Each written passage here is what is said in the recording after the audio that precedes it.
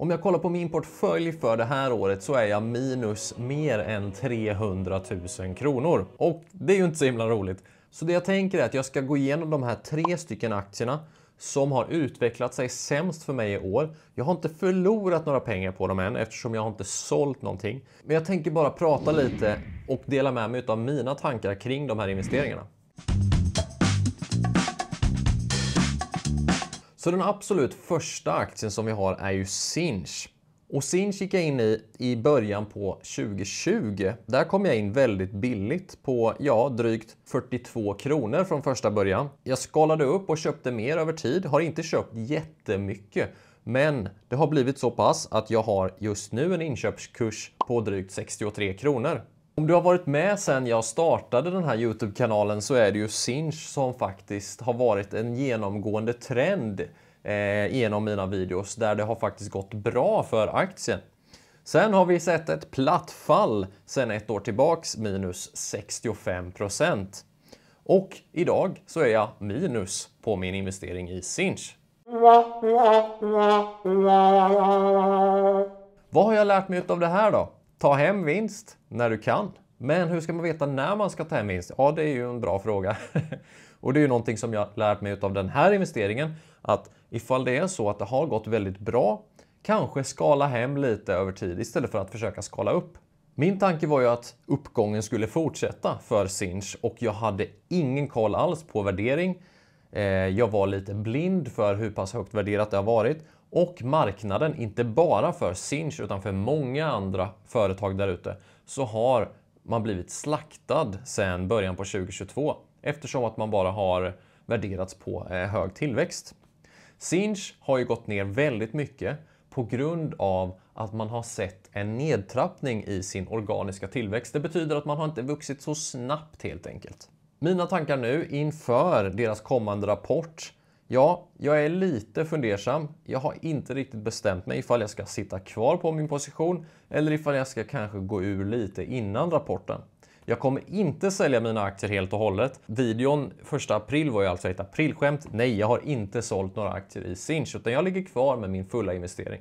Så jag är lite fundersam på vad jag ska göra med Sinch. Jag har i alla fall sett fram emot att vänta på den här kvartalsrapporten som kommer komma 28 april för att se hur det går.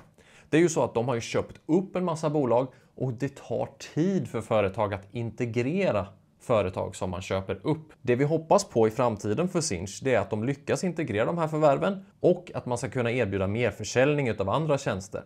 Sinch de säljer ju alltså API-lösningar dels för sms-utskick och meddelande kommunikation för olika företag helt enkelt. Vad man har gjort är att man har köpt upp en massa andra mailtjänster och andra kommunikationslösningar som man då vill integrera för att skapa en fullfjädrad lösning för företag att kunna använda. Bland annat så använder ju Adobe och vi har även Salesforce som använder Sinch tjänster och många andra utav världens absolut största techbolag använder Sinch tjänster idag. Och det är den grundidén som jag har baserat min investering i Sinch på, att man ska fortsätta den här extrema tillväxten och man ska ta över marknaden. För man har en utav marknadens bästa produkter idag. Nästa aktie, Plaid. Plaid minus 47 000 under det här året. Här ligger jag fortfarande väldigt mycket plus. Just nu så ligger jag drygt 100% plus i Plaid idag. Och när jag spelar in den här videon så är det så att det är rapport för Plaid imorgon, 20 april. Och här är jag lite sugen på att skala av lite eftersom att jag påminns om min investering i Sinch där jag gjorde ganska mycket avkastning. Jag har tidigare haft en ännu större avkastning i Plaid, men den har faktiskt fallit tillbaks lite den med liknande Sinch men inte så extremt mycket som Sinch. Men som sagt, jag är lite sugen på att skala av lite i Plaid inför rapporten. Vi får se, det är just nu 1 timme kvar utav börsen. Så vi får se vad jag gör. Om du är medlem på kanalen så kommer du få reda på ifall det är så att jag har sålt eller inte. Caset för Plaid är ju helt enkelt att man ska fortsätta växa här med, precis som man har gjort tidigare. I Sverige så har man ju fått en extremt snabb tillväxt och nu så har man ju då gått ut i till exempel Norge, Finland, Nederländerna där man då börjar sälja sina produkter på de här marknaderna.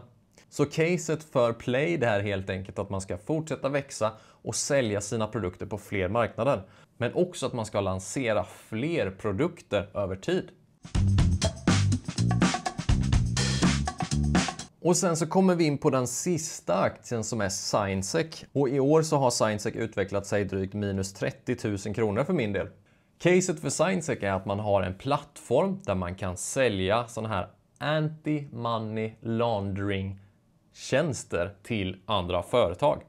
Det betyder att de kan identifiera och verifiera till exempel privatpersoner som försöker teckna ett lån eller registrera sig för ett bankkonto. Till exempel så har de en produkt där vilket företag som helst kan implementera en inloggningsfunktion på sajter som till exempel Trio, SaveLend använder ZignSec till exempel, vilket gör det enkelt för de här företagen att kunna erbjuda en inloggning då med BankID, eller i Danmark så har man NemID tror jag. I Norge så har man en viss inloggningsmetod. Om ett företag vill etablera sig i något land och kunna då erbjuda de här inloggningslösningarna så behöver de själva inte bygga det, utan de kan använda sig av ZignSecs lösning. Men det här är en väldigt liten funktion som ZignSec erbjuder. Det som är intressant med ZignSec det är ju ifall man kan erbjuda den här no-code-lösningen som de då erbjuder. Vi säger att det finns en nischbank i Sverige som kanske vill erbjuda privatlån till olika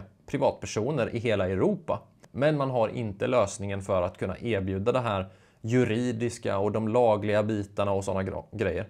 Då har ZignSec det på plats så att de kan erbjuda att man digitalt signerar avtal och hela den här identifieringsprocessen och att man kan kolla att den här personen är legitim och att den är kreditvänlig och sådana saker. De funktionerna erbjuder ZignSec i den här no-code-lösningen som man då ska lansera under det här året. Problemet med ZignSec det är att de är inte lönsamma. De bränner pengar, de tjänar pengar, men de bränner mer pengar än vad de tjänar. Så de kommer förmodligen behöva ta in mer kapital och det är väl det som har gjort att företaget har slaktats kursmässigt då. Och här har ju min ursprungsinvestering gått käpprätt åt helvete. Här hade jag noll koll på värdering från första början, utan jag hoppade bara in lite cowboymässigt och tänkte att fy fan, det här ska gå bra. Men det har det inte gjort. Jag ligger minus 70% i min investering hos ZignSec just nu. Köper jag mer just nu? Nej, utan jag väntar lite och får se hur de löser det här med finansiering om det är så att de behöver mer pengar. Deras produkter verkligen intressanta, men de måste se till att tjäna mer pengar för att vi aktieägare ska känna oss trygga helt enkelt. Och det är nog därför som det är ganska många som har sålt av, för att man tänker att ja, de bränner väldigt mycket pengar. Det jag vill dela med mig av det är min tankeprocess kring hur jag investerar i de här aktierna. Sen 2-3 år tillbaks så har det gått väldigt bra för tillväxtaktier på börsen. Men nu när vi har sett höjda räntor, tillväxtaktier överlag, speciellt de som inte är lönsamma, alltså de som inte går med vinst, har fått se en ordentlig nedgång. När räntan går upp, ja då är det ju så att man har högre krav på de här tillväxtbolagen. Man hoppas helt enkelt att de ska öka sin omsättning och att de ska växa väldigt snabbt och hoppas på att de ska bli lönsamma, och blir de inte det så kommer marknaden att slakta aktien, vilket vi har sett under det här året. Men min strategi i de här aktierna, de som jag ursprungligen investerade i, det är att jag siktar på att ha dem i åtminstone 3-5 år innan jag fattar ett beslut om jag ska sälja eller om jag ska göra någonting annat med dem.